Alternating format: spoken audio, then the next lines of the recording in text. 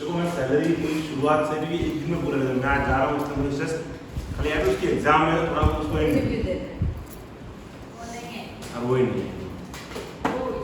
तो आज हम सैलरी बोले ये कोई चैप्टर नहीं है सैलरी का, इट इज जस्ट एक सिर्फ और सिर्फ एक पॉइंट का और वो पॉइंट है परक्यूसिट्स। सैलरी में सर 3 हिस्से होते हैं, एक बेसिक सैलरी, दूसरे अलाउंसेस और तीसरा होता है परक्यूसिट्स। सबसे पहले इन दोनों में फर्क समझो, अलाउंसेस और परक्यूसिट्स में क्या फर्क है। अलाउंसेस में उन्होंने आपको रुपया दिया, खन दिया, अब तू जाने तेरा काम जाने। जैसे मैंने आपको एचआरए दे दिया, अब घर तू ढूंढ, तू उसमें ढूंढ, ब्रोकरेज दे, दलाली दे, तेरे को जो करना है कर। फर्नीचर रखना है फर्नीचर रख, फर्नीचर तोड़ना है फर्नीचर तोड़, मुझे कोई मतलब। हमने क्या किया आपको भाई एचआरए 15,000 रुपये रोकड़ा दिए, अब तेरे को जहाँ रहना है तू रहे, तू चाहे तो रोड पे रहे, तू चाहे तो घर पे रहे। That is called allowances. और परक्यूसिट्स क्या होता है, हम बकायदा घर आपको दे रहे हैं, फर्निश्ड हाउस या अनफर्निश्ड हाउस या नेकेड हाउस, हम आपको घर दे रहे हैं, तो खाली उसमें रहे। दोनों में फर्क समझ में आया। अलाउंसेस में क्या हमने रुपए दिए, अब आप जानो, और परक्यूसिट्स में हमने क्या दिया बकायदा उसको, वो सर्विस दी थी।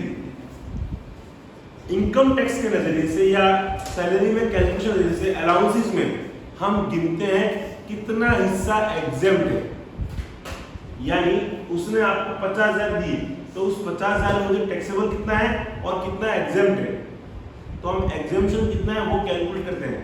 अगर आपको याद हो तो कल हमने 13A गिनी थी, 10 13A, जिसके अंदर एचआरए कितना एग्जेम्प्ट है वो गिना, बच्चों का अलाउंस दिया तो उसमें कितना एग्जेम्प्ट है वो गिना,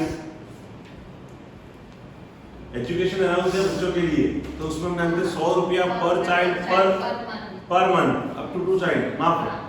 हॉस्टल का अलाउंस दिया तो 300 पर मंथ पर चाइल्ड अप टू 2 चाइल्ड, माफ किया हुआ उन्होंने, तो कितना एग्जेम्प्ट है वो गिना। जबकि परक्यूसिट्स में टैक्सेबल वैल्यू कितनी है हमें वो गिनना है। उसने मुझे सर्विस दी ना, वो सर्विस मेरे लिए उसकी वैल्यू कितनी है और कितनी उसके लिए टैक्स भरना है, टैक्सेबल में गिनना है, तो हमें कैलकुलेट वो करना है। उसने तो घर दे दिया, अब वो घर की वैल्यू कितनी है वो गिनना है। जबकि अलाउंसेस तो उसने रुपए दिए, उस रुपए में से एग्जाम कितना है और मुझे कितना टैक्सेबल है वो गिनना है। दोनों में फर्क समझ में आया, चीजें दोनों क्लियर है। अगर आप सीधू पास करोगे ना तो मे भी आपको भी ऐसा होगा, आपका इंटरव्यू चल रहा है और वो पूछेंगे कि तुम घर लेना पसंद करोगे या 50,000 रुपये पर मंथ एचआर लेना पसंद करोगे, तो आपको कंपेयर करना है कि मेरे लिए बढ़िया कौन सा है, घर या 50,000 पर मंथ एचआर।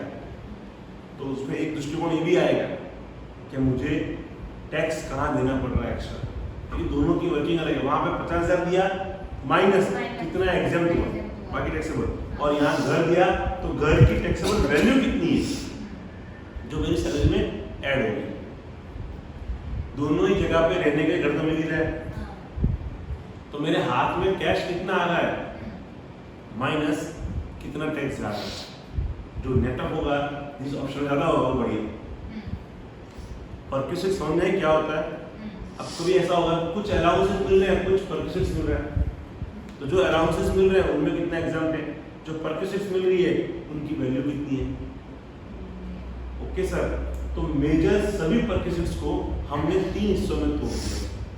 पहला है house accommodation, rent free home accommodation, house का एकोमोडेशन आपको दे दिया। सेकेंड है आपको मोटर कार दी, नॉडी वाली, ठीक है, छोटी सी कार बड़ी सी कार, जैसी कार दिया वापरने के लिए तो उसकी वैल्यू कितनी होगी। और तीसरा है अदर परक्यूसिट्स, इसमें बाकी बचे चना वगैरह सब आ जाएगा। ओके सर, हमें गिनना क्या है परक्यूसिट्स में, टैक्सेबल वैल्यू कितनी है, टैक्सेबल वैल्यू। मेरी बात क्लियर, आता हूँ पहले परक्यूसिट्स। अब जरा ध्यान यहाँ, मैं एग्जाम्पल के साथ ही जाऊंगा, मजे से समझना। सर ऑफिस में बहुत तनाव होता है, माथा दुखता है सर, बोल रहा क्या हुआ सर, बहुत से दुखता है। तो वो तनाव को मुक्त करने के लिए ऑफिस वाले ने क्या मेरे को गिटार सिखाया, बराबर। और जब खाली टाइम हो तो बजाया करो। मैं घर पे लेके आया, घर पे नहीं दिया, ऑफिस में बजाए मजा नहीं आएगा, कोई लड़की पड़ जाएगी तो हम घर पे लेके कुछ बात है गिटार बजा गिटार। अरे वाह, तुम लोग को कोई शौक भी नहीं है, सही है। अरे है, बजाना आना चाहिए, नहीं तो क्या मतलब है, मेरे को भी नहीं आता। वो सारे गमा इतना मेरे को भी आता तो लेके आया, जल्दी आके बेटा तो आज पूरा गिटार बज गया हमारा। कहाँ पे थे लोग, बजा रहे थे, बराबर। अब मैं मस्त जब भी उधर से हूँ, पप्पी ले रही है सॉन्ग उनके जुदा से, और उनके सबके बजाने शुरू कर दिए ना। क्या मेरे लिए परकुसिस्ट है? गिटार मारो को नहीं, गिटार किसका है? एम्प्लॉयर का। एम्प्लॉयर मुझे दिया, बजा। क्या परकुसिस्ट है या नहीं? क्वेश्चन समझ में आया मेरा पहला? हाँ, गिटार आता है सर 60,000 रुपये, महंगा वाला गिटार, बराबर। छोटा मोटा नहीं दिया उन्होंने, 60,000 का गिटार दिया। वहाँ पर जब तू उदास हो, अंकित उदास को याद नहीं। जिस दिन नौकरी छोड़ूंगा, I have to hand over guitar also. Okay ना सर, सही भी है। जब एम्प्लॉयर दे रहा है मेरी प्रॉपर्टी यूज कर, जिस दिन छोड़ेगा उस दिन गिटार बंद। क्या लगता है 60,000 का गिटार है, परक्यूसिस्ट है या नहीं? नहीं है। है, गरबा खेलती आधी नींद आती है।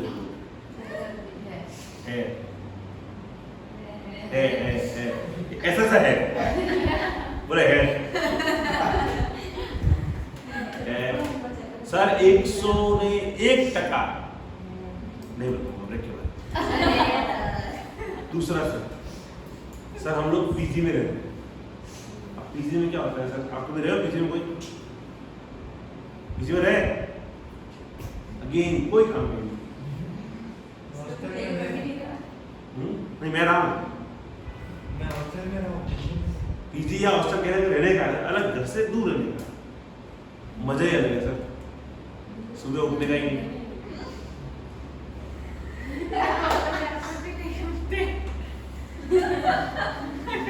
वहाँ उठना पड़ता है बहुत जरूरी।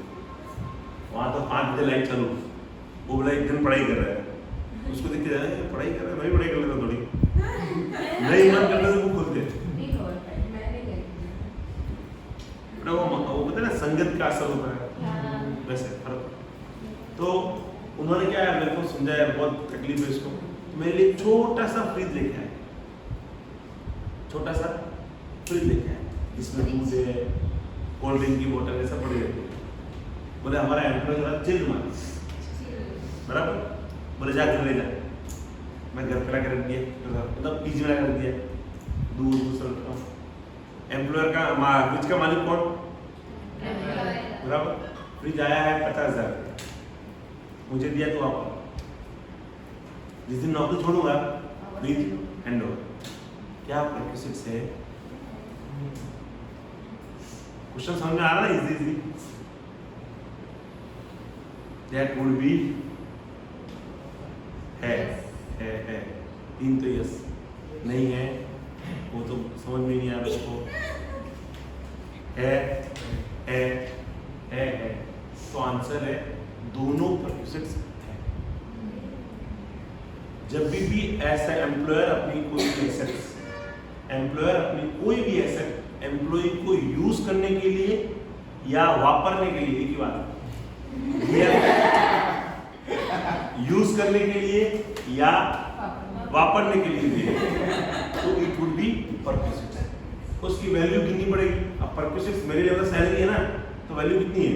तो कहा गया है 10% ऑफ द ओरिजिनल कॉस्ट। कितनी है 10% ऑफ द ओरिजिनल कॉस्ट। मतलब पहले गिटार में था 6,000 रुपये, सैलरी में 6,000, सैलरी में 6,000 ऐड होगा, फ्रीज में कितना ऐड होगा 50,000 का फ्रीज था, 10% ऑफ द ओरिजिनल कॉस्ट। मेरी बात क्लियर? आगे बढ़ो। और कितनी है अपने को? गिटार आ गया, पियानो दिया, बोले वही बजा। सर पियानो उसने बाबा आदम के जमाने में खरीदा था 1 लाख रुपए में, 1981 में, 1981 में खरीदा 1 लाख में। डेप्रिशिएट कर करके आज वैल्यू है 20 रुपए। WDV ने represent। अब मेरे को दिया मैंने, तू ही बजा और वो गीत गा, जीत जाएंगे हमने वो गीत गाया बराबर। पूरे साल हमने पियानो गीत गाते रहे। वो चाहे उस पिक्चर में हीरो का नाम है अरुण होता है, अनिल कपूर, ठीक है। अब क्वेश्चन है सर परक्यूसिट्स है या नहीं, और अगर है तो वैल्यू कितनी है? ओरिजिनल कॉस्ट 1 लाख की, WDV आज आ गई है 20 रुपये बराबर। पियानो आज भी मस्त चल रहा है और गाना बज रहा है, जीत जाएंगे हम। Question clear? हाँ, आंसर है वैल्यू पॉइंट 2। मुझे क्या मालूम, मैं तो पूछ रहा हूँ। परक्यूसिट तो है, पियानो बजाया क्यों? जब गिटार बजाओगे तो पियानो में भी टैक्स तो भरना ही पड़ेगा 10,000।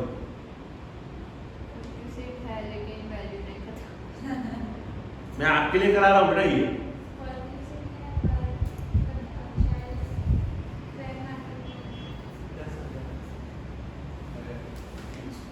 20 रुपये, 20 रुपये वैल्यू बची है, वो पूरा भविष्य ले मुझसे।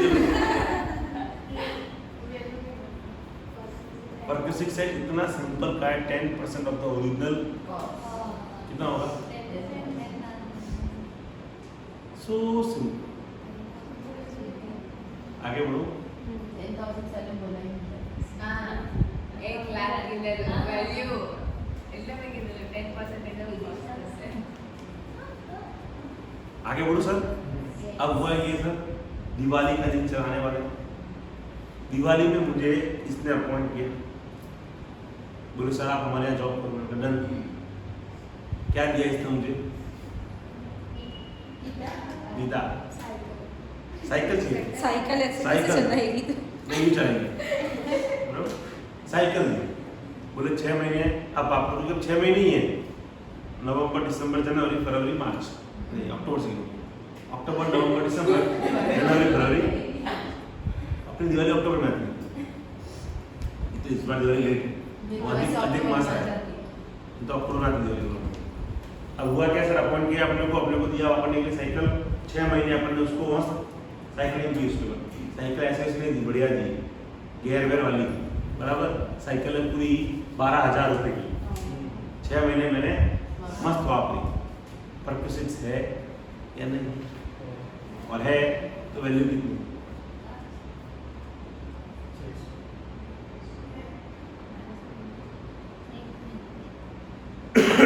डाउट तो क्रिएट किया मैंने। कॉस्ट 12,000 है। हाँ,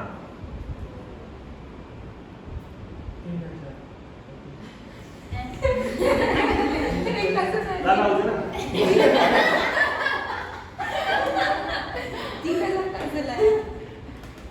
नंदन कैलकुलेटर का यूज करके बड़ा कोई दिक्कत नहीं है। 600 1200 600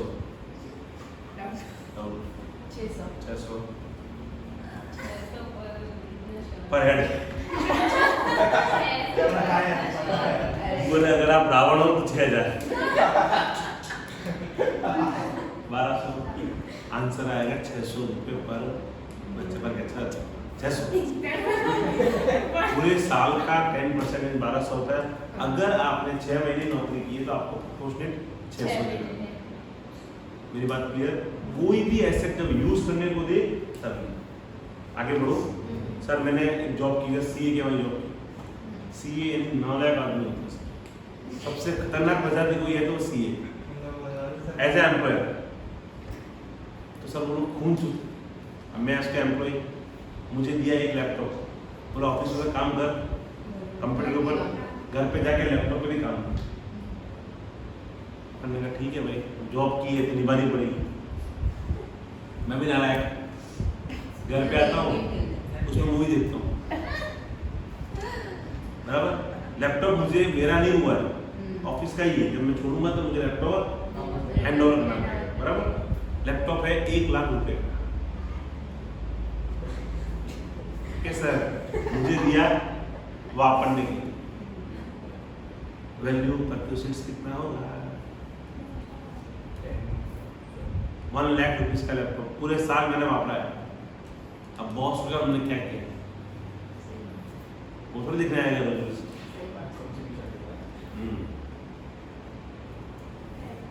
10,000 डाउट है।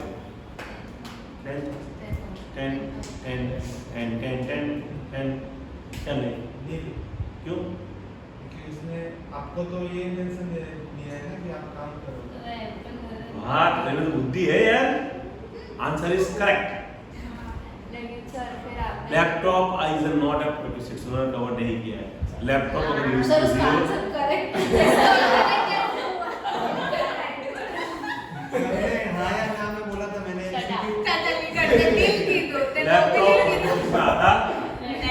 अगर लैपटॉप दिया हो तो इन डिफॉल्ट भगवान का सॉरी डिपार्टमेंट का मानना है it is for business use only.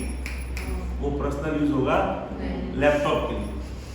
Okay sir, so professional use बड़ा सा सर जैसे साइकिल आपने बोला तो अगर साइकिल उसने टैक्सेबल है, ऑफिस से घर, घर से ऑफिस आना है तो भी टैक्सेबल। सर लैपटॉप उन्होंने स्पेसिफिक बोल दिया है कि लैपटॉप प्रोसेस में नहीं है। आएगा ही नहीं ना। हाँ तो गीता भी ऑफिस के लिए ही है। मैं टेंशन ऑफिस से लेके आता हूँ, पर घर पे भी हो जाएंगे तो वो रही जैसे हो रहा है मैं क्या बोल रहा हूँ वो भी ऑफिस के लिए ही है। टेंशन ऑफिस से लेके आता हूँ। पर्सनली यूज ही है बेटा। कोई ऑफिस ने आपको रखा है इसका ये नहीं है कि आपको घर पे लेने आएगा छोड़ने आएगा। कोई आपने ऑफिस के ऊपर एहसान नहीं किए, वो तो आपको हम दे रहे हैं, आने की जवाबदारी आपकी है। अच्छा मुझे अब सर ने यहाँ रखा, मतलब मेरे को मैं उन्होंने मिलता ना शुक्र मिले सर नहीं हूँ, आप लेने आओगे या मुझे बाइक नहीं ना सर, ऐसा नहीं है। उन्होंने दी है, वो उनकी बढ़त है कि भाई चलो हमारा एम्प्लॉयर पैदल है, मजा नहीं आएगा साइकिल पर। अच्छा जब मैं घर जाऊँ साइकिल देखने आएगा तो कहाँ यूज कर रहा है, बराबर। अगेन बोल रहा हूँ, सब जो भी एसेट आपको यूज करने देख लो, ऑफिस पर्पस हो या कोई भी हो, it will be taxable to you. हाँ प्योरली ऑफिस पर्पस के लिए यूज करनी है अगर तो नहीं। जैसे कोई प्रॉपर्टी ऐसी है जो आपको ऑफिस में दी गई है, वहीं आप लोग ऑफिस में रख दो, ऑफिस में तो परक्यूशन नहीं। जो आप घर पे ला सकते हो, आपको हक मिला है उसको यूज करने का, उनके लिए परक्यूशन कितना है 10% पूरे साल का। साल से अगर कम यूज किया है तो उतना प्रपोर्शन कर देना, बराबर। लेकिन लैपटॉप इसमें कवर्ड ये कोई भी एसेट आपको यूज करने की दियो तब। आई होप मेरी बात इसमें एकदम क्लियर है। श्योर? कोई डाउट मन में? आगे बढ़ो ना।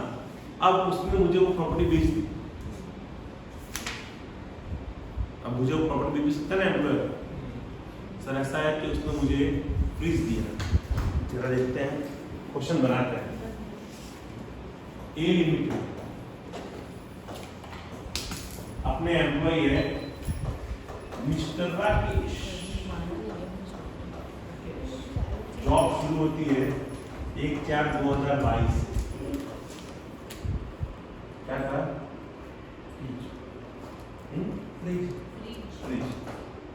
फ्रिज उन्होंने हमें पहले यूज कर दिया। 1/4/22 से बोला जा फ्रिज ले जाओ, इसमें मस्त ठंडा ठंडा पियो, और फ्रिज दिया।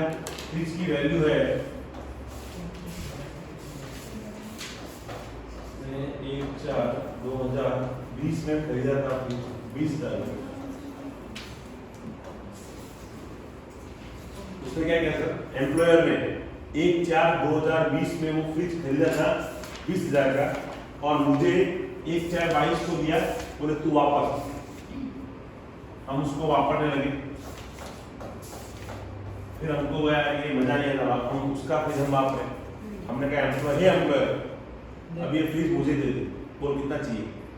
तो एम्प्लॉयर ने कहा 1/10/2022 को ये फ्रिज उसने मुझे 1,000 रुपये में बेच दिया। कितने बेचा?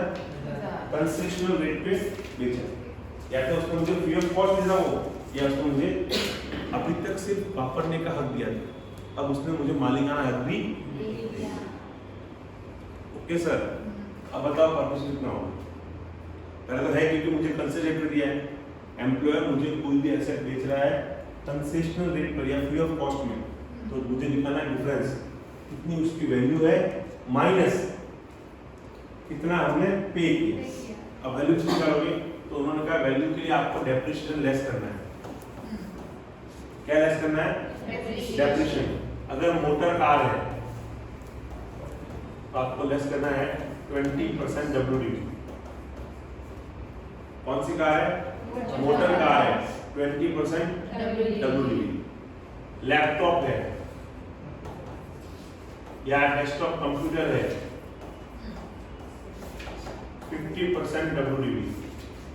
ये चेक करो, मैं गलत नहीं हूँ, मुझे भी याद है। उधर का 40% तो भूखा हुआ है क्या? GBP में नेटवर्क के मैंने कहा पूरा बिजली सेक्टर मैं सिर्फ बोल रहा हूँ। नहीं है। और अदर कोई एसेट है तो उसके लिए SLM 10।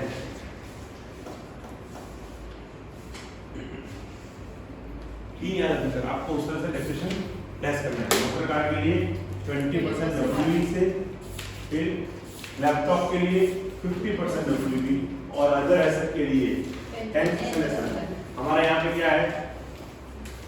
फ्रिज है। आप क्या करोगे? SLM 10%, तो 2000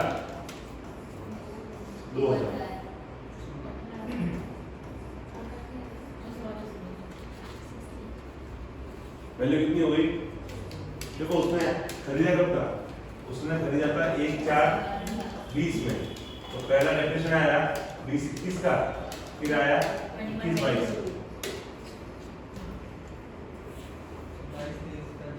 22-23 तो मुझे भेज दिया।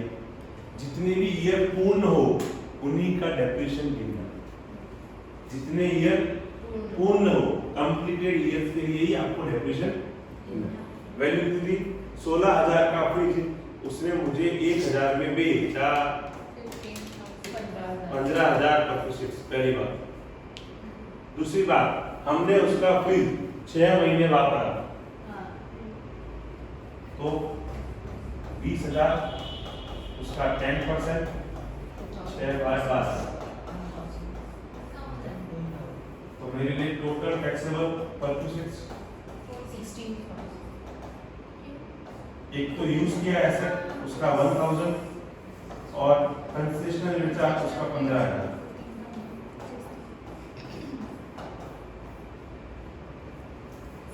समझ में आया सर? तो 2 परचेज हुई, एक वो कोई प्रॉपर्टी आपको यूज करने दे, दूसरा वो कोई प्रॉपर्टी आपको कंसेशन रेट पे बेचे। जब बेचता है तब करना क्या है?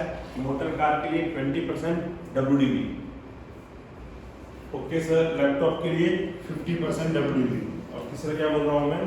अदर के लिए 10% SLM। उसके हिसाब से डेप्रिसिएशन लेस कर देना।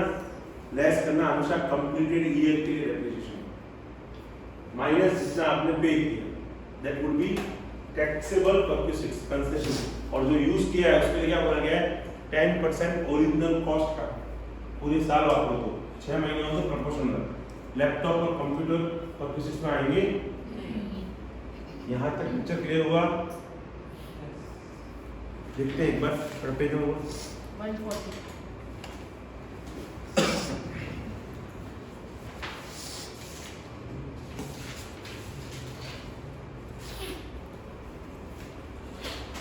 मैडम जरा पढ़ो 140 पे। an employer. यूज ऑफ नहीं बेटा, यूज ऑफ ना पहले। अच्छा, पहला वाला।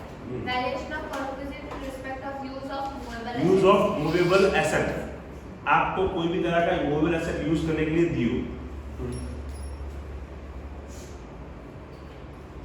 If employee or any member of his household uses any movable अगर आपको नहीं assets दिया, आपके हस्बैंड बोला वो आपने, तो एक ही बात है, आपको दे या फैमिली मेंबर को। other than the assets for which provision have been made belonging to employer, then such facility is taxable in the hands of all employees. The value of such benefit is determined as per the following table.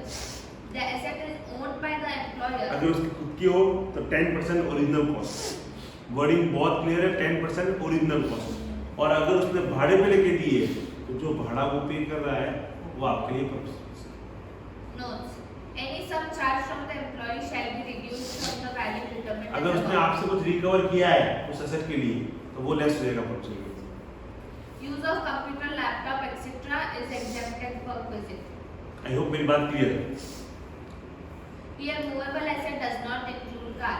ये car के लिए अलग purposes दी गई है। Valuation of perquisite in respect of movable assets sold by an employer. If the sale price is less than the written down value, then the difference would be treated as perquisite and taxable in the hands of all employees. Rates and methods of depreciation for different types of assets are as follows. Electronic items, computer, rate of 50% WDV, motor car 20% WDV, other assets के लिए 10% SLM।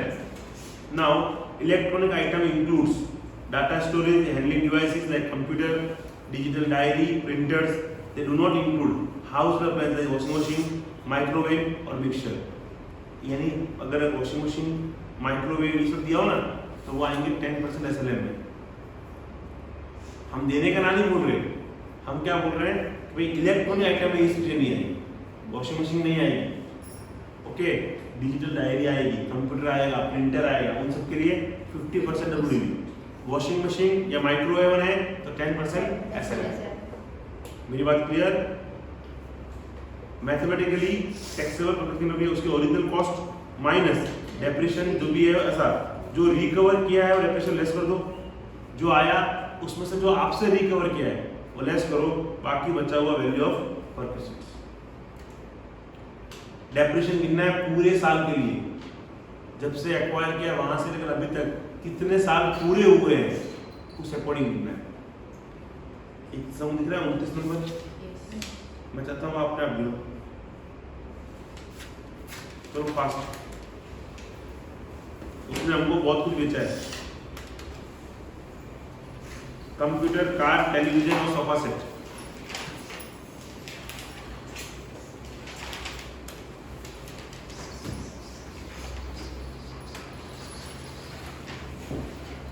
अच्छा, एक और point है उसने लिखा नहीं है, मैं आपको बोलता हूँ।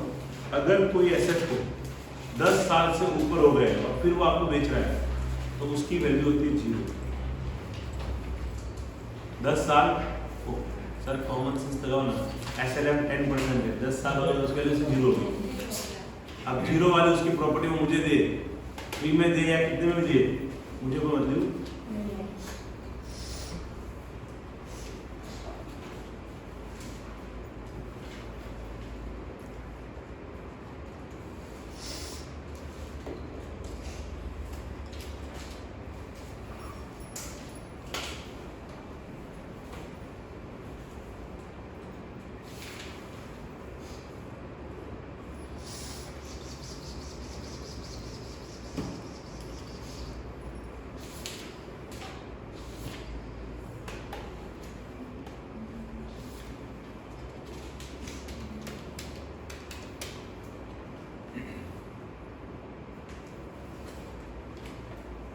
देखो सर, पहला कंप्यूटर दिया आपको, कंप्यूटर है कितने का?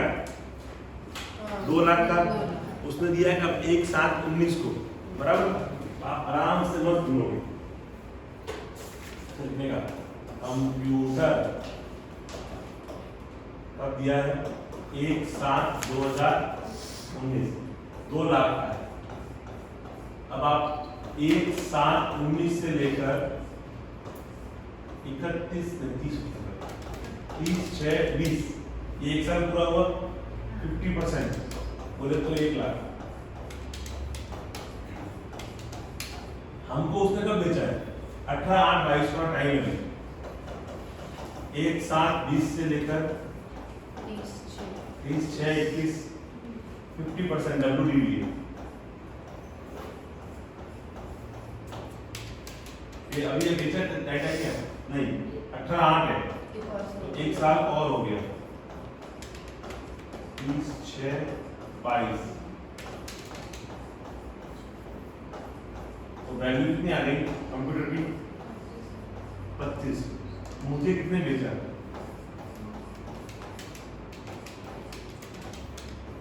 तो पर पीस कितना हो गया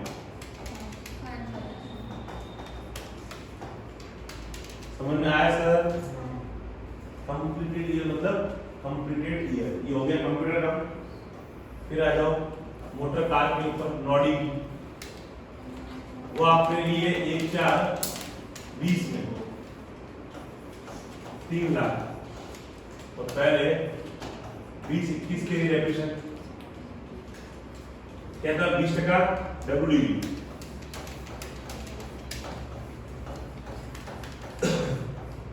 फिर 21-22 के लिए 20% WDV अनलेट इधर डाले। अब हमने ये आगे वैल्यू उसने हमको बेची है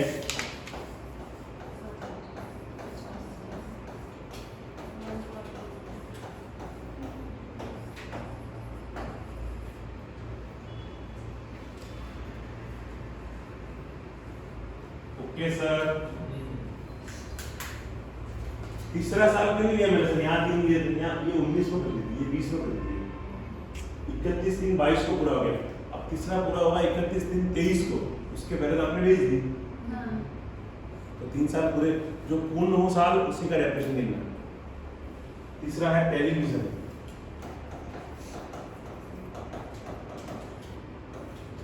ओरिजिनल कॉस्ट है उसकी 50,000 आपने 1/4/17 में खरीदा जिसका कोई नहीं उसका एक ही है 10,000 रुपीज। हमने पढ़ा है टेलीविजन इलेक्ट्रॉन वैक्यूम में आता तो पहले गिनूंगा 17-18 के लिए 5,000 18-19 के लिए 5,000 19-20 के लिए 5,000 20-21 के लिए 5,000 21-22 के लिए 5,000 उसको बेचा है 1/4/22 को 1/4/22 ना और खरीदा 1/4 ओहो तो मैं ये वाला भूल गई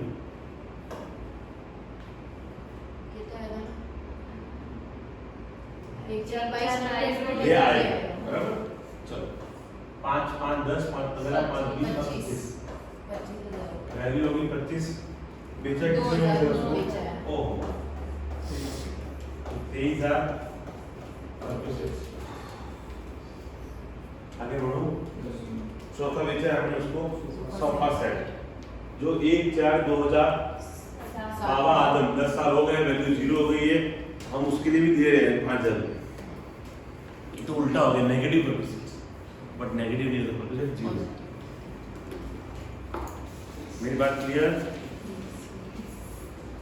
आई होप ये वाला पॉइंट ऑफ क्लियर। प्रॉपर्टी वापरने को दे या बेचे आगे बढ़ो। अब आते हैं मेडिकल फैसिलिटी। देखो सर एक तो क्या होता है कि मेडिकल फैसिलिटी मतलब क्या है कि एक होता है मेडिकल अलाउंस। मेडिकल उसने आपको 600 रुपये मेडिकल अलाउंस दे दिया। अब डॉक्टर तू ढूंढ दवाई तू कर दारू कर तेरे को जो करना है कर। हमने क्या किया उसको मेडिकल अलाउंस के नाम पे रुपए दे दिए। Medical allowance is fully taxable तो कोई माफ नहीं है। मेरी बात क्लियर। मेडिकल अलाउंस इज पूरा का पूरा टैक्सेबल है एक पैसा भी माफ नहीं है उसको। ओके भाई लोग। लेकिन मेडिकल प्रॉपर्टी क्या होती है कि बाकायदा उसने अपने वहां पे डिस्पेंसरी बनाई है हॉस्पिटल बनाया है और आपको दिखा रहा है या आप जहां लिखा गया है ना वहां का बिल वो रीएम्बर्स कर रहा है। आप प्राइवेट लिखा गया है वहां का बिल एम्प्लॉयर रीएम्बर्स कर रहा है। That is for medical purposes. Okay, allowance मिले फुल टैक्सेबल, कोई चूचा करने का नहीं। पर्क्विजिट्स वो रीएम्बर्स कर रहा है तब हम देखेंगे कितना टैक्सेबल है नहीं। आगे बढ़ो। अब क्या समझो, मेडिकल अलाउंस फुल टैक्सेबल है। सेकंड, अगर उसके एम्प्लॉयर के लोकेशन में ही डिस्पेंसरी या ऐसा कुछ बना हुआ है, उसने वहां पर ही डॉक्टर बिठाया हुआ है, आप काम कर रहे थे, आपको चोट लग गई, आप जाके डॉक्टर दिखा के आ गए, डॉक्टर ने कोई चार्ज लिया नहीं, वो तो एम्प्लॉयर का ही हाउस डॉक्टर है। या आपको रात को आप पढ़ाई करते नहीं हो, सुबह नींद आती है, बहाना देते हो बुखार आ रहा है, तो डॉक्टर क्या देता है आपको? दवाई। डॉक्टर दवाई देगा पर्क्विजिट्स? यानी डिस्पेंसरी अगर एम्प्लॉयर की है या उसकी जगह पर ही डॉक्टर आके देख रहा है तो कोई पर्क्विजिट्स। आपने कहीं और दिखाया प्राइवेट में और अब एम्प्लॉयर बोल रहा है ये बिल वाला वो बिल, तो अप टू 15,000 तक इट वुड नॉट हैव पर्क्विजिट्स। 15,000 रुपए तक पर्क्विजिट्स नहीं। उसके ऊपर इसमें कवर होगा आपका खुद का मेडिकल, आपकी धर्मपत्नी तो हमेशा आएगी साथ में, बच्चे भी आएंगे, पापा मम्मी भाई बहन, if they are dependent on you तो आएंगे। पापा मम्मी भाई बहन if they are dependent on you तो आएंगे, अदरवाइज आप खुद आओगे, आपकी धर्मपत्नी आएगी, आपके बच्चे आएंगे। बच्चे डिपेंडेंट हो या ना हो आपके ही। क्लियर मेरी बात? हो जाओ बेटा शुरू। Medical facility is taxable as under medical facility provided to the employee or his family in a hospital, clinic, dispensary or nursing home maintained by the employer. Maintain by employer, employer खुद उसको maintain करता है, यानी मालिकाना हक किसका है? Employer का। Then it is fully exempted, आपके लिए कोई पर्क्विजिट्स नहीं है। बस ऐसा एम्प्लॉयर ढूंढो जिसका एक हॉस्पिटल हो, फिर पड़े रहो हॉस्पिटल में, कोई पर्क्विजिट्स नहीं। Second, Reimbursement of medical bills of the employee or his family of any hospital maintained by the. अगर गवर्नमेंट हॉस्पिटल का बिल है सर, कितना भी बिल हो माफ, गवर्नमेंट हॉस्पिटल कितना भी बिल हो माफ, बराबर सर। गवर्नमेंट बिल आएगा कितना है? गवर्नमेंट हॉस्पिटल सस्ते होते सर, ये अपनी कैसी बराबर, उसमें पड़े हो कोई दिक्कत नहीं। आगे, Any hospital approved by the government for its employee. Employee के लिए अप्रूव की हो तो भी कोई बिल आएगा नहीं। Payment reimbursement by employer of medical expenses incurred by an employee on himself, his family in a hospital which is approved by the CCIT. CCIT ने कोई स्पेसिफिक डिसीजेस के लिए किसी हॉस्पिटल को अप्रूव किया है, जैसे कैंसर के लिए यहाँ पे ना अपने यहाँ पे वोकाट को अप्रूव किया हुआ है कैंसर के लिए, मेरा वोकाट। फिर एड्स के लिए अप्रूव किया हुआ है एप्पल, एप्पल है या कुछ है ऐसे हॉस्पिटल अप्रूव, उनको अप्रूव किया, वहां का बिल आया और पूरा बिल रीइंबर्स किसने किया? एम्प्लॉयर ने। तो आपके लिए कोई पर्क्विजिट्स नहीं। Employer must attach with the return of income a certificate from the. Sir approve hospital का सर्टिफिकेट और प्रिस्क्राइब डिसीज आपको हुए है उसका प्रूफ वो आपको देना पड़ेगा। Group medical insurance. Group medical insurance देते हैं एम्प्लॉयर कई बार अपने एम्प्लॉय का, कोई पर्क्विजिट्स नहीं। अपने सर को बोलो कि ग्रुप मेडिकल इंश्योरेंस है स्टूडेंट्स का, क्या बात कर रहे हो? बाकी लेना चाहिए यार सर, आप लोग को कुछ हो जाए तो हमको पैसा मिले, आपके फैमिली मेंबर, ऐसा होना चाहिए, कोई गलत नहीं। यानी आप फीस भरोगे हमको तो उसमें से कट करना है, एक्स्ट्रा बड़ा फीस बढ़ा देनी, extra benefits.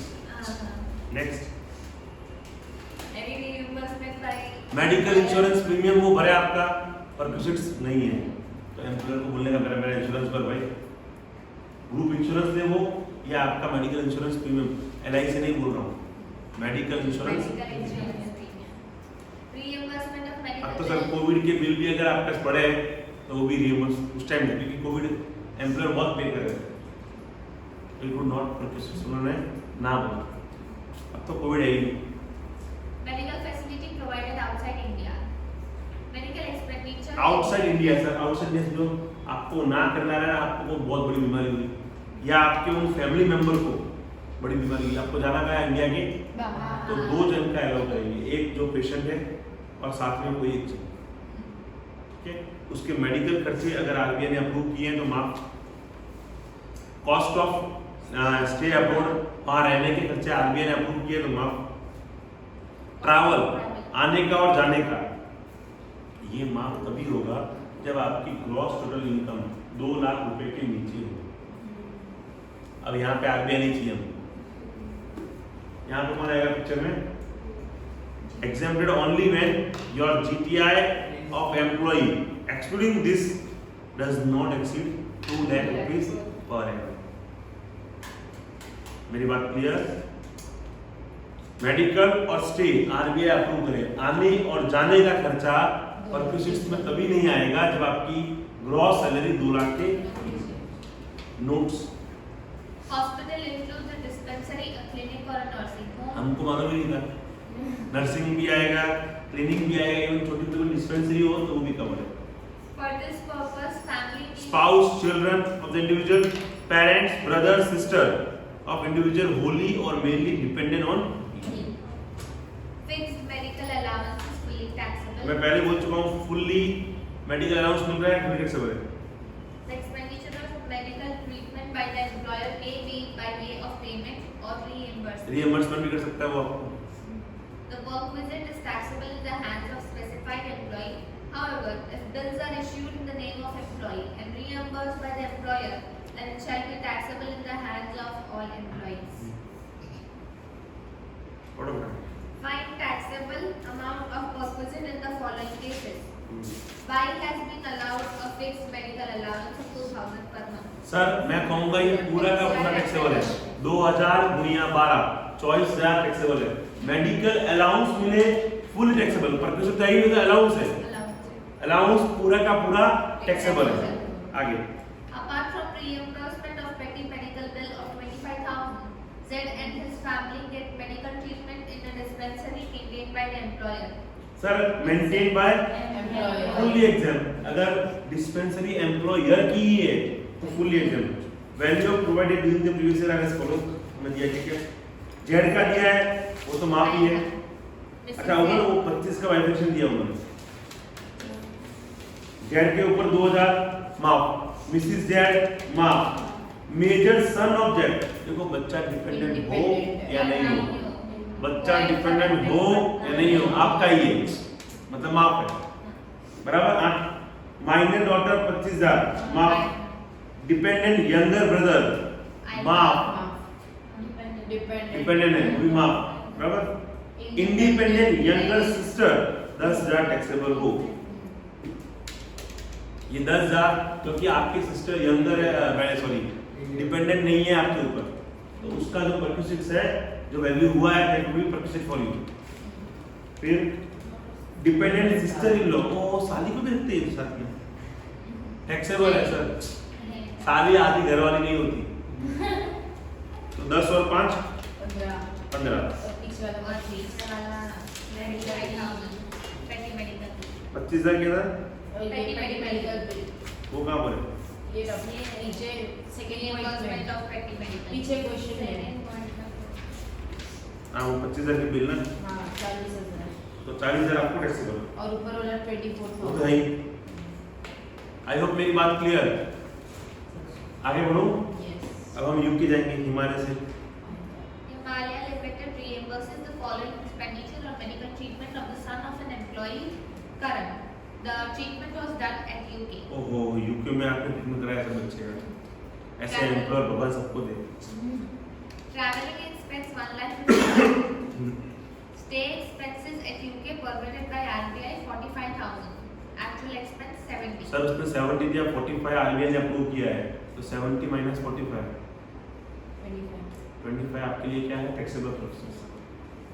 Medical Medical expenses permitted by RBI. RBI ने अप्रूव किया 50,000, हुआ 70,000, तो ये भी वीजा टैक्सेबल हो जाएगा। Compute taxable per visit for the assessment year 2023. देखो सर एक में तो कितना है 25, एक में है 20, वो तो फिक्स हो गया। अब वो जो 1.15 है ना, इनको छेड़ना चाहिए, वहां भी लिखना चाहिए आरबीआई अप्रूव्ड 80,000।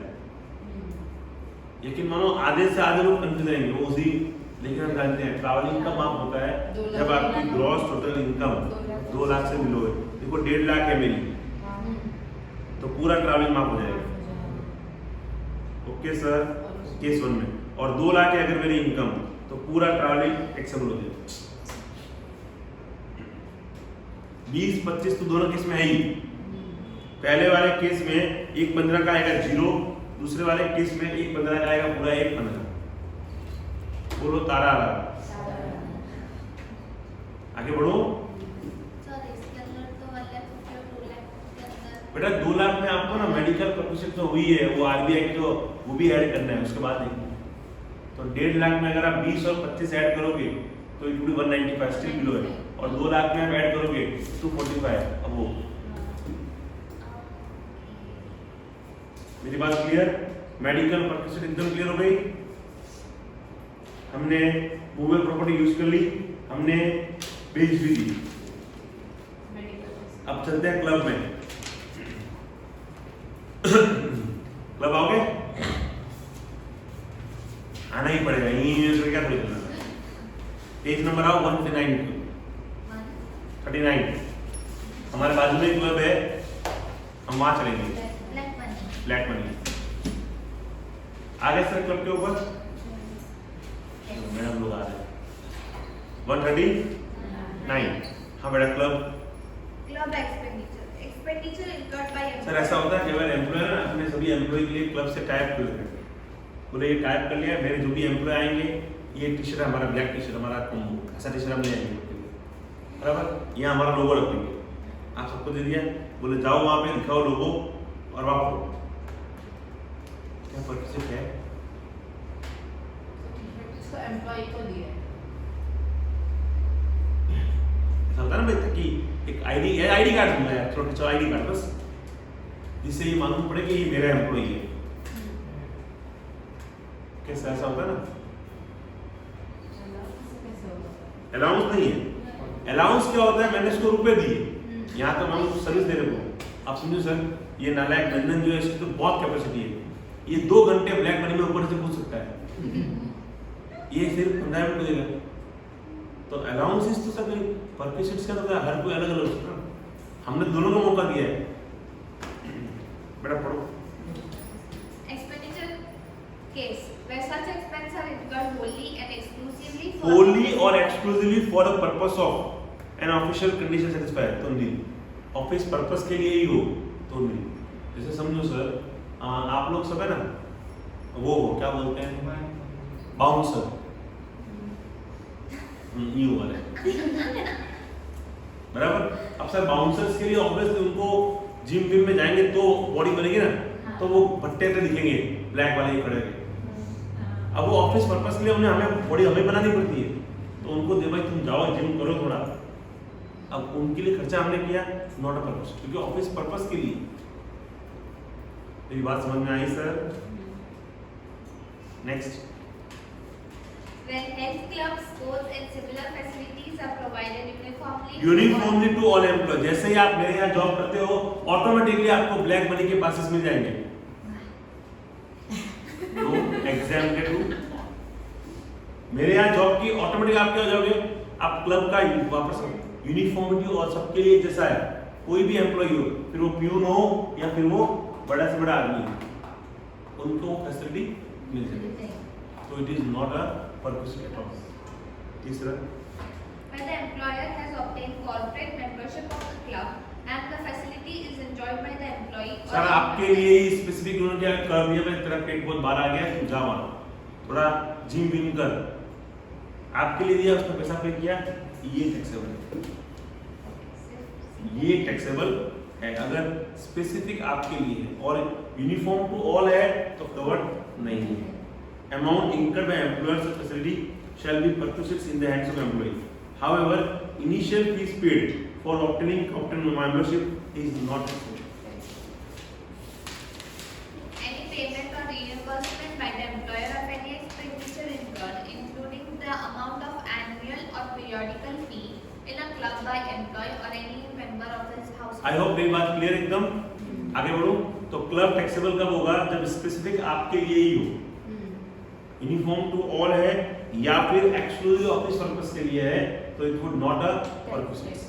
अब आते हैं सर क्रेडिट कार्ड।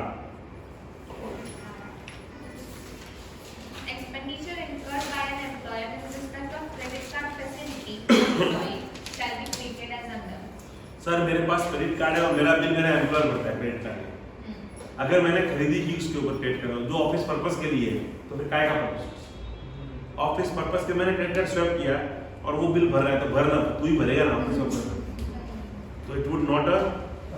लेकिन मैं मेरे पर्सनल खरीदी कर रहा हूँ और मेरे बिल एम्प्लॉयर भर रहा है, तो पर्पस है common sense.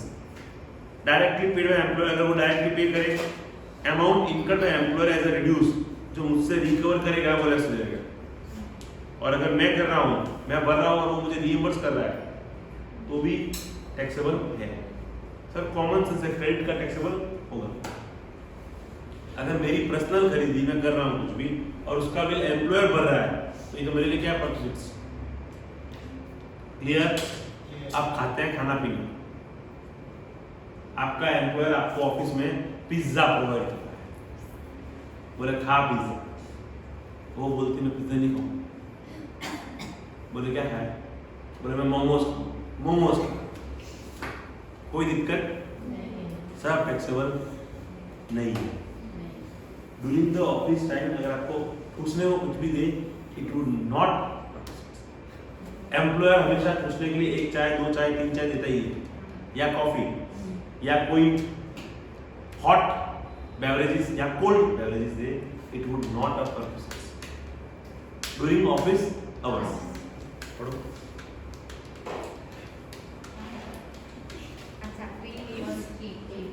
The facility provided by employer is taxable in the hands of employee on the following basis: tea, snacks or other non-alcoholic T, beverages. Snacks और दारू के अलावा, फिर ऐसा नहीं ऑफिस में हम लोग चेयर्स करते हैं, टैक्सेबल हो जाएगा चेयर्स करते, ठीक है। Non alcoholic beverages from the light refreshment, light छोटा मोटा रिफ्रेशमेंट, बोला आपका मन थोड़ा प्रफुल्लित हो जाए, जैसे आपको नींद आ रही हो तो नींद आपकी छूमंतर हो जाए। हमको भी सर को बोलना पड़ेगा, सर इतनी सारी कैबिन पड़ी हुई है कि लगाओ ना चाय की मशीन, कॉफी की, चाय की, हम जब मन करा था यूं किया काम करना जरूरी होना चाहिए। देखो उसको नींद आ रही है कब से, क्या हम कितना गरबा के लिए कितनी नींद आ रही है? सर्दी प्रेमसी कितनी नींद आ रही है? बेटा आप लोग को चिंता नहीं है, 3 दिन में नहीं हूँ, मन चाह के गरबा खेलना बस। साथ में है बेस्ट। अब उनको बोलेंगे हम, उनको बोलेंगे।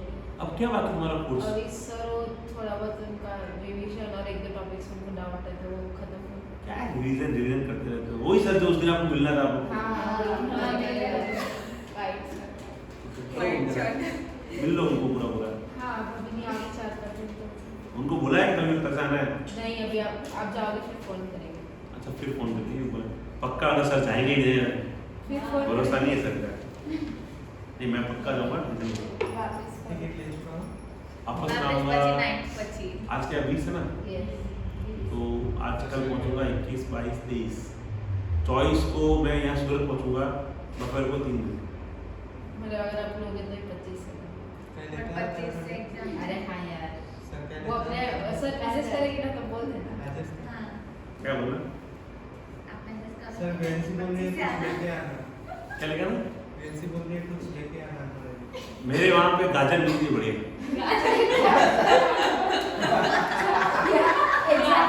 पिज़्ज़ा और मोमोज दे रहा है, यहाँ पे गाजर बोल रहे हैं। तो मेरे गांव में जो मिलेगा वो तो तुम्हारा बढ़िया, वहाँ की गाजरें मीठी होती है टकाटक।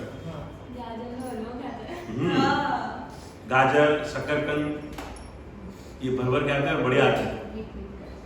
सर्दियाँ होती है ना, हम लोग क्या करते हैं पूरा ये चूल्हा बनाते हैं, वहाँ तपनी करते हैं हम लोग, ठंडी वहाँ ज़्यादा होती है और नीचे शकरकंद रखे हुए हैं, वो पत्ते के लोग खोल के खाते हैं, उसका मजा ही कुछ और है, एकदम मीठे रसीले शकरकंद। हाँ तो होली सर्दियों में नहीं आते ना। अभी शुरू होगी सर्दियाँ, अभी शुरू हुई नहीं है, अभी हो जाएगी। सर अभी तो पता नहीं कौन सा हो गया है सर। हाँ सब है, गर्मी लगती है इसको रखना पड़ता है। थोड़ी बहुत सर्दी आती है हल्की हल्की सी। ना ठंडी है सर, अभी सीजन है बीमार होने की, अब बीमार हो जाएंगे। चलो भाइयों चलो, आजा पिज्जा खाना है आपको।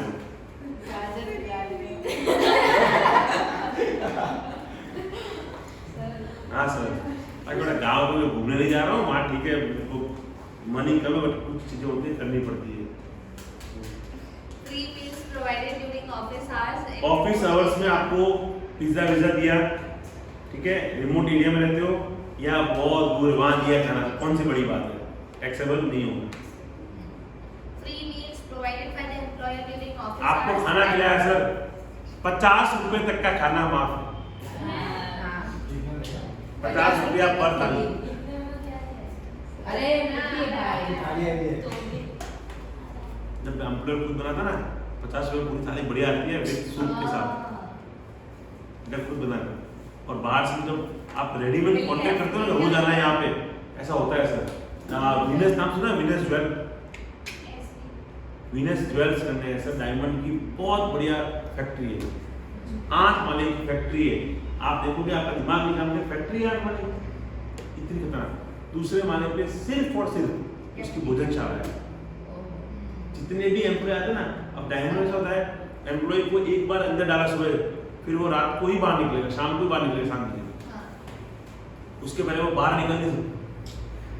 इतनी सिक्योरिटी हाई टेक, अगर जाना भी पड़े ना तो उसको पूरे सिक्योरिटी के 4 लेयर है, वो पार करके बाहर निकलना पड़ेगा। आधे टाइम चोरी कर ले। हाँ, इसलिए करना पड़ता है उनको। अब वो एम्प्लॉय का अंदर, अब देखो मानवता है उस आदमी में, अब डाल दिया सुबह वापस निकालना नहीं, तो लोग क्या करते हैं, वो लोग एंड में जब उनका हिसाब मिलता है ना कि हमें क्लियर, फिर एम्प्लॉय को छोड़ देंगे।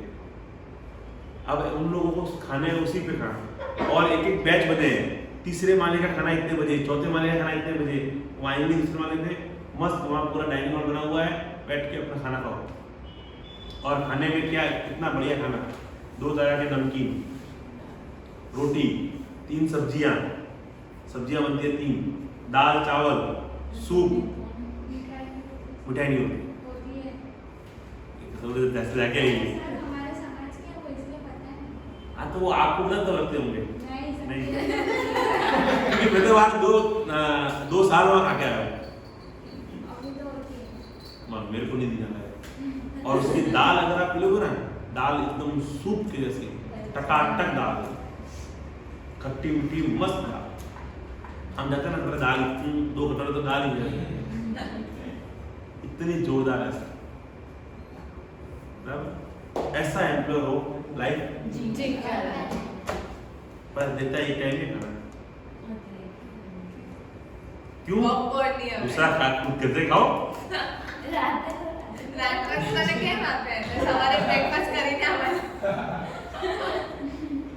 और हाँ फ्रूट भी होता है, फ्रूट देता है।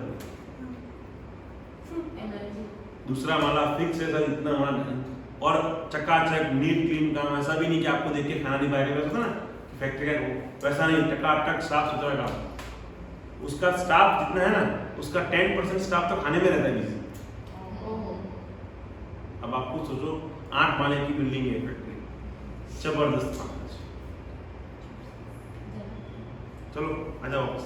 तो 50 रुपये खाना माफ है, समझो उसने 70 रुपये खाना दिया आपको, 20 रुपये आपके लिए क्या हो जाएगा, रोज दिया तो 20 रुपये इंटू 30 इंटू 12, ठीक है। या दूसरा उसका वो खुद दे, या दूसरा क्या सुना, वो आपको पेड वाउचर दे कि आप वहां जाके खाना खा लो उनकी होटल में, वो पेड वाउचर दे। 50 रुपये तक वाउचर माफ, 50 रुपये का ऊपर का वाउचर है आपको क्लियर सर। गिफ्ट वाउचर और token given by the employer. Last topic है सर, वो जो आपने वाउचर वाला बोला, मील का वाउचर है, तो वो गिफ्ट वाले में आएगा, ऊपर खाने का वाउचर है ऊपर में, उसमें है। और आप गिफ्ट क्या देंगे, जैसे कोई बड़ी स्टोर है बिग बाजार, उसका आपको दिया वो कूपन, अब वहाँ जाके एनकेश करवा लो, वो गिफ्ट वो gift value of any gift, voucher or token in lieu of which any gift may be received, given to the employee or any member of his household on ceremonial occasion or otherwise by the employer shall be taxable in the hands of all employees. However, gift, voucher or token up to 5,000 in aggregate during 5,000 पूरे साल में आपने जो भी gift दिए छोटे मोटे, समझो कोई बच्चे का बर्थडे है उसका एम्प्लॉयर का, आपने 200 रुपये कवर दे दिया, फिर उसकी बीवी की एनिवर्सरी आई, आपने उसको 2000, अरे हाँ भाई हस्बैंड भी एनिवर्सरी, आपने उसको गिफ्ट दे दिया, तो पूरे साल का मिला के गिफ्ट अगर 5,000 के बिलो है तो टैक्सेबल नहीं। Notes. Where worth of gift is in excess of 5,000, then amount in excess of 5,000 shall be taxable. समझो आपने 6,000 गिफ्ट दिया तो 1,000 रुपये taxable. No such exemption is available on gift made in cash or convertible into money. Money के अंदर कोई tax क्या बोला उसने? 5,000 का एग्जेम्पशन अवेलेबल नहीं है अगर कैश में दिया है तो। गिफ्ट हमेशा काइंड में आके देने का उसको, ओके सर, या वाउचर देने का। कन्वर्ट हो जाएगा कैश में तो भी नहीं चलेगा। वाउचर ऐसा होना चाहिए खरीदी कर, बाटा का शोरूम का वाउचर, जाके बाटा में जूते ले और मार अपने आप, या बिग बाजार जा वहाँ खरीदी कर और वहाँ वाउचर, ऐसा वाउचर। मैं भी वाउचर लेता हूँ, हाँ अगर आपको देने हो थोड़ा सा श्रद्धा Miss Shraddha received a wristwatch of 3,000 on 3,000 की आपने घड़ी दी, क्या बात है, and gold chain for 12,000. ये कंफर्म लाइन मारता है मैसेज को। बाकी अपने एम्प्लॉय को गोल्ड चेन दे, कोई पॉसिबल है? गोल्ड चेन दी थी 12,000 की, Taxable. और देखो नाम लिखते हैं कि MISS रखा है,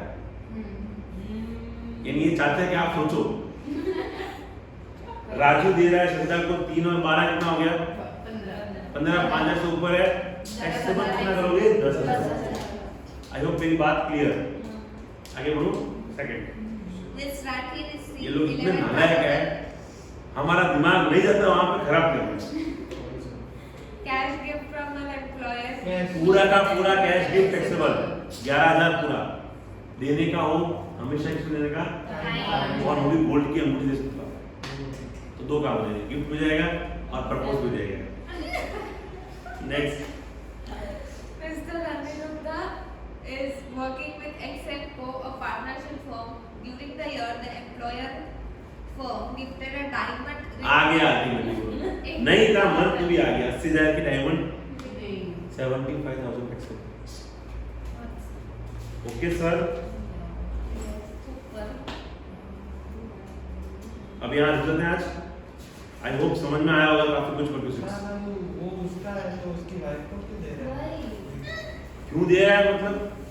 उसकी मर्जी। देखता है गिफ्ट फैमिली मेंबर, आप तो उतना मत जा।